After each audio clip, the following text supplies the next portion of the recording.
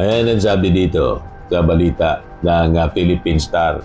Sara Duterte camp eyeing to take impeachment to Supreme Court anyo. Katigan ulit kaya sila ng Supreme Court?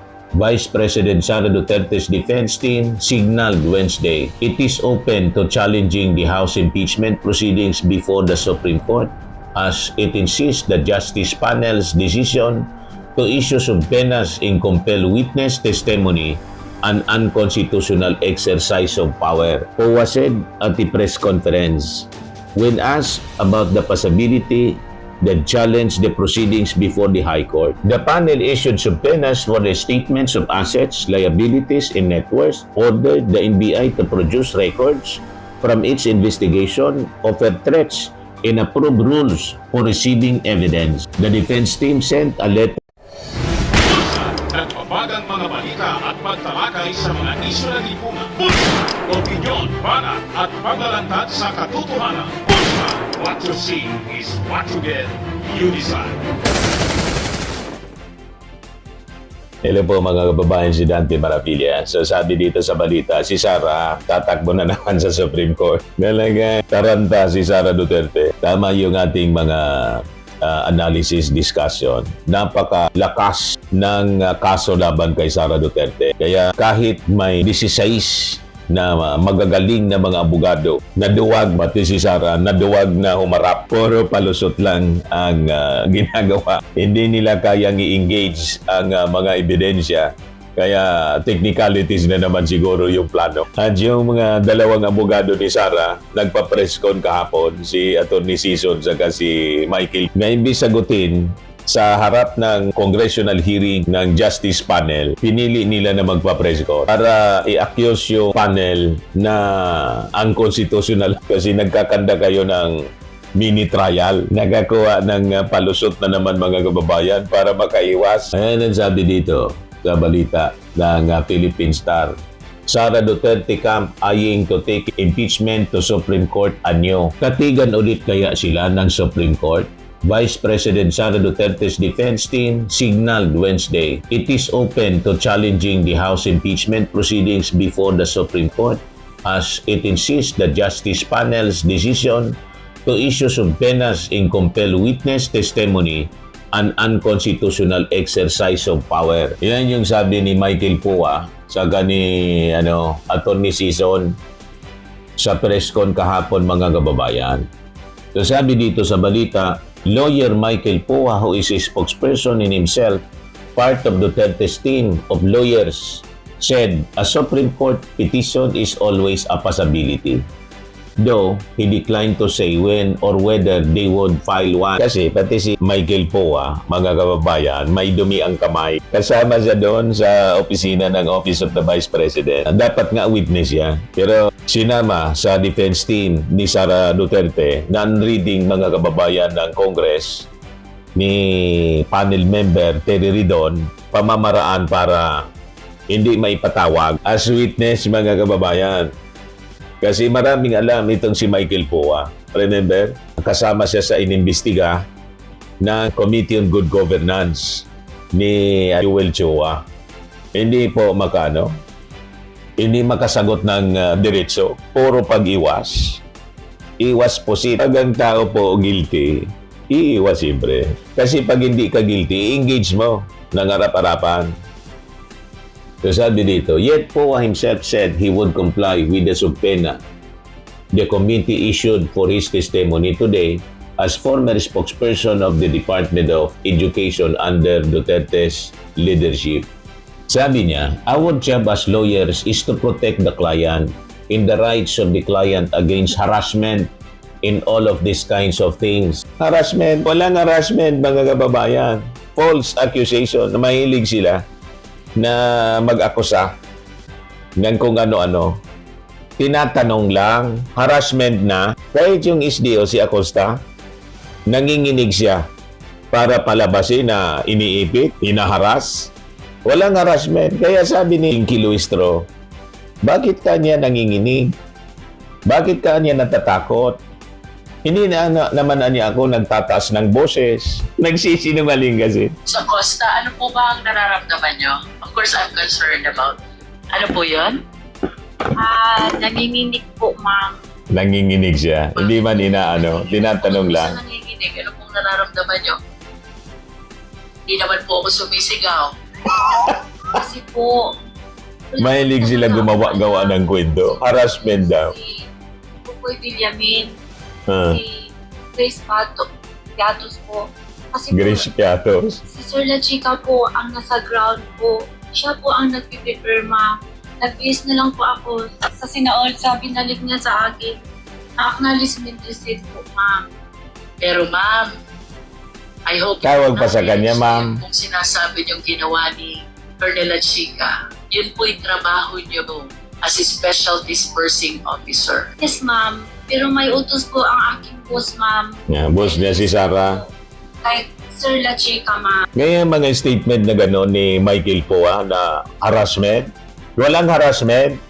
Para yung akusasyon nila, mga kababayan sa ating gobyerno, sa ating Pangulo, na kidnapping, kinidnap daw si Digong. False accusation. Walang kidnapping kay Digong. Dito din, walang harassment na ginagawa yung Congress. Tinatanong sila, dapat sagutin nila ng maayos. Kasi yung nakataya dito, yung pundo ng bayan, yung pagtatanong sa kanila, mga kababayan, tinatrato nila ng harassment. Ang hilig nilang gumawa-gawa ng kwento. Our job as lawyers is to protect the client in the rights of the clients against harassment in all of these kinds of things. And right now, what we are saying is that it's always a possibility. POA said at the press conference, when asked about the possibility that challenged the proceedings before the High Court. The panel issued subpoenas for the statements of assets, liabilities, and net worth, ordered the NBI to produce records from its investigation, offered threats, and approved rules for receiving evidence. The defense team sent a letter the day before objecting to the proceedings. So gagawa-gawa sila ng mali. Si Sarah nagbanta, pagkatapos ayaw maimbestiga. Harassment ang tawag nila. Yan yung ginawa nilang pagbabanta sa ating Pangulo. Palampasin na lang yung kanyang masasamang ginawa. Kasi pag inimbestiga, sinubpena, mga kababayan yung mga dokumento. Ang tawag na nila, harassment. Ganon ka-entitled, mga kababayan, yung mga Duterte. Pwede na nilang gawing lahat, pati yung AJK. Pero pag inimbestiga, kidnapping na, harassment na. Saan ka pulutin na ganyan, mga kababayan, na mga argumento? Nagpapabiktim na. Sila na yung hinaharas. Yung mali na yung ating gobyerno na nag-iimbestiga. Tapos, sabi, ang constitutional daw, ang ginagawa ng Congress. Yung authority to investigate sa isang impeachment case at mag-file ng impeachment. Sa Congress po yun. Di ba? Napakalinaw. Yan ang sabi dito. Constitutionally, the House has the exclusive power to initiate impeachment. But only the Senate can try and decide the case. Issuing subpoenas, examining witnesses, and compelling the production of documents, Duterte's lawyer said, are incidents of trial, and the committee has no authority to conduct one. Walang trial na ginagawa po. Hearing yon. Kasi ni-require ng Supreme Court kasi nagpetisyon kayo. Yan ang sinasabi dito ni Atty. Sheila Cesar. However, with due respect, the Constitution vests the authority and power to conduct trial solely in the Senate. And this is clear and explicit in Section 3, Paragraph 6, Article 11 of the 1987 Constitution, which, as you know, states that it is the Senate that shall have the sole power to try and decide all cases of impeachment. The Constitution is thus clear, and it is only the Senate that can conduct trial in all cases of impeachment. Ang tanong natin, bakit hindi ninyo yan sinabi personally? Dapat nag-attend kayo with Sara Duterte para nailagay yan on record sa ginawa ninyo press con para may rebuttal doon sa inyong mga argumento. Iniiwasan ninyong engage yung bakit natatakot kayo? Di ba mga magagaling kayong abogado? Bakit umiwas kayo to engage the Congress with Sara na maisog? Doon sana ninyo yon sinabi, hindi sa press con para nasagot kayo ng maayos. Malinaw na pag-iwas, mga kababayan. But pasasaat masusukol kayo kahit gaanong iwas ninyo. And the proceedings will continue with or without your presence. Ang importante doon, on records, binigyan kayo ng pagkakataon, in-invite kayo, that's on record. Para wala na kayong rason. Yung una, sabi ninyo, hindi kayo binigyan, sabi ni Sara, ng due process kasi mabilis yung pagpirma. Inakyat agad sa Senado for trial. Hindi daw binigyan. Technical nila. Kaya sabi po ni political analyst Ronald Llamas, when Congress impeached Sara last year, she went to the Supreme Court saying she was not given due process. Her side was not heard. Now Congress is hearing new impeached raps versus her. Sara was asked to attend to air her side. Ayaw. Bias daw. Puro palusot. Ano ang hatol ninyo? Tama. Malinaw. Puro palusot. Binibigyan ng due process. Yung mismong hearing na ginagawa sa Justice Committee panel, mga kababayan, is giving Sara the due process. Di ba? Kaya siya personally in-invite kasama yung kanyang mga abogado. Pero siyempre, ang tatanungin mismo siya yung respondent eh. Yung abogado mag-assist lang. Yun ang base sa rules. Doon sila natatakot kasi sigurado mahuhuli sa bibig si Sara. Puro palusot. At tatakbo, sabi, ang indication, tatakbo uli, pasasaklolo sa Supreme Court si Sara Duterte. Pero may magandang analysis dito si former Dean Mel Santamaria, mga kababayan. Maganda yung advice, mga kababayan, ni former R. Eastern University Law Dean Mel Santamaria. Pakinggan po ninyo. Kaya sa interview ng Billionaire News, mga kababayan.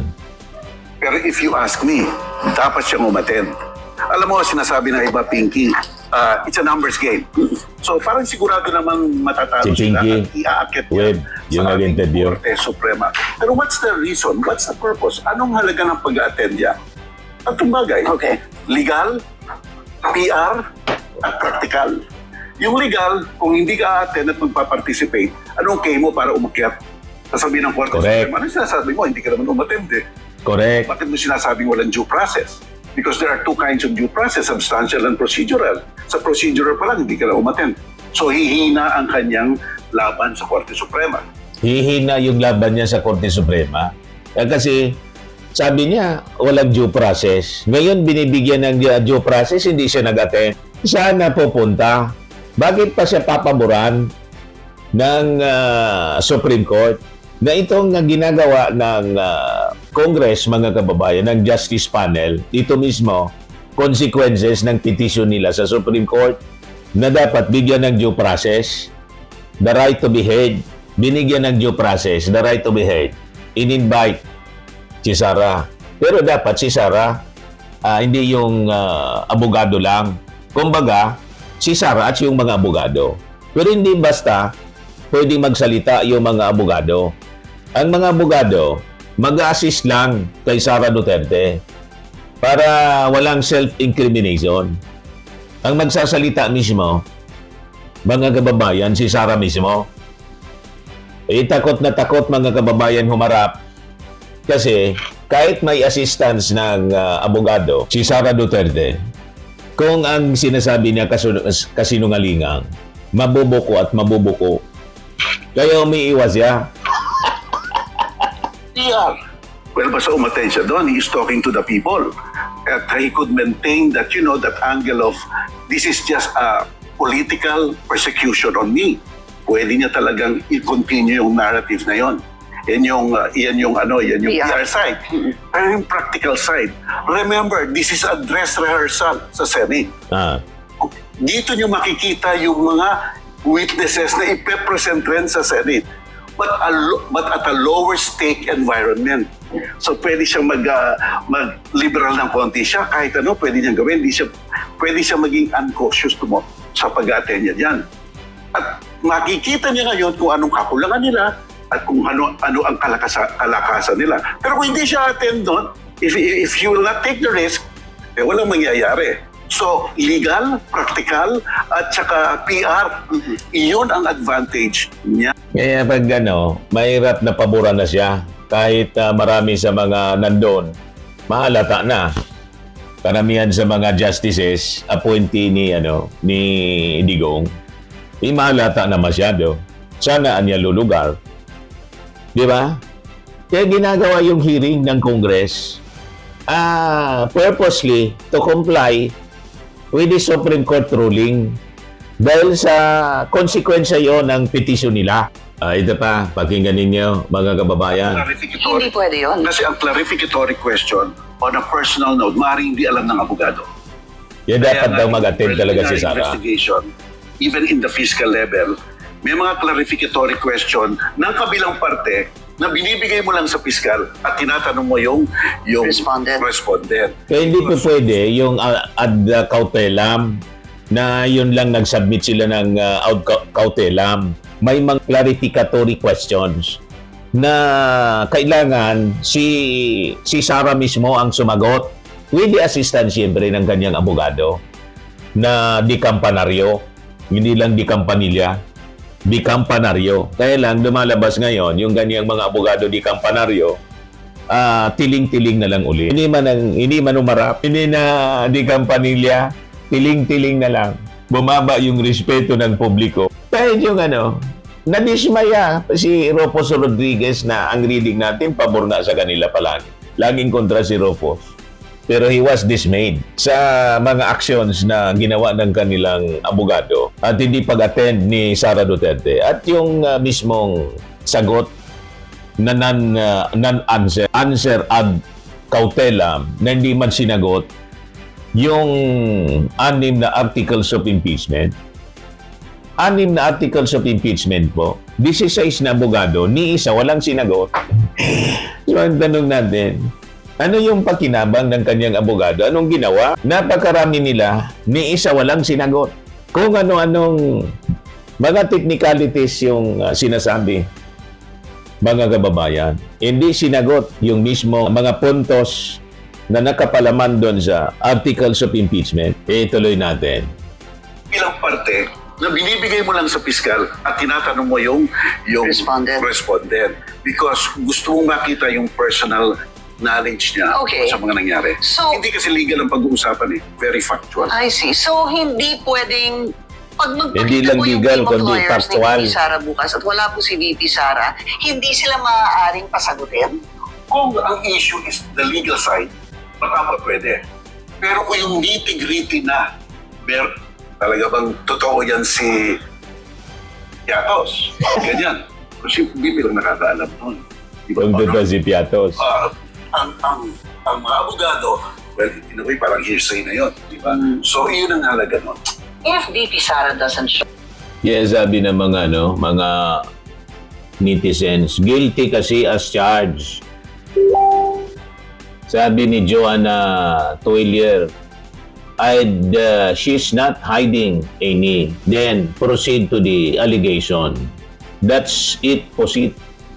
Sabi ni Pete Egar, hatulang guilty at ikulong sa National Mental Health Facility. Sabi ni Ralph Adigos, guilty po siya, Your Honor. Sabi ni Tirso Sirano, very good opening statement from Justice Committee Chair. Ginagawang palusot, pati yung Iran War. Para hindi sagutin yung mga akusasyon, yung pagbabanta at paglustay ng confidential funds. Ginamit pati yung krisis na shield. Puro palusot, mga kababayan. Po sa paninigas ng mga kaso-kasuan. Ito naman po, Automax Radiant Serum. Sa mukha naman yung application, anti-aging po siya. You will look 10 years younger than your age. Sa mga cancer patients naman po, baka lang gusto ninyo itong itry. Neng siya red mixed fruit drink. Hindi mo po siya gamot, food supplement siya. Kaya lang, gawa siya mga kababayan sa goji berry. Yung goji berry, may anti-cancer properties. O ngayon, yung mga inquiries ninyo, dumiritso na lang kayo sa aming messenger sa Facebook para masagot namin agad. Ayos pa? Ayos na ayos niya, Mr. Maravilla. Sa mga naghanap po ng malinis and spacious fitness gym, pumunta lang po kayo sa aming Colossal Fitness Gym. May Grab ka rental din po kami. But anyway, ito po pala yung aming bagong product na binibenta online. I am worldwide amazing pure organic barley powdered drink mix from Australia. Negosyo to ng aking anak na architect entrepreneur Riz Maravillas. Ayan po. kontakin na lang po ninyo siya, Riz Maravillas on Facebook. Ang mga health benefits niya: boost immunity, improves digestion, enhance energy levels, packed with antioxidants, prevent cancer.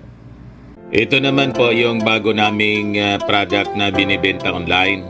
Eye Glow Serum, whitening po siya. Tingnan ninyo yung epekto sa aking anak na architect before and now. Yung mga inquiries po ninyo, dumiretso na lang kayo sa kanyang Facebook account, Riz Maravillas.